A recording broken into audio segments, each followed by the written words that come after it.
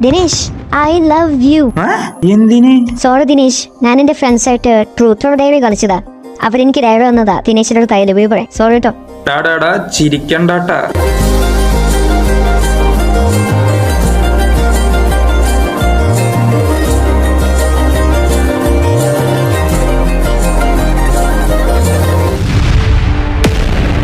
ഉത്തരങ്ങൾ കിട്ടാത്ത ചോദ്യങ്ങളൊക്കെ എനിക്കുമുണ്ട്.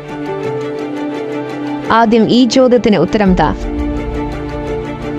നമ്മളല്ലാതെ ഇവരെയൊക്കെ രക്ഷിക്കാൻ പിന്നെ ആരാ ഉള്ളത്?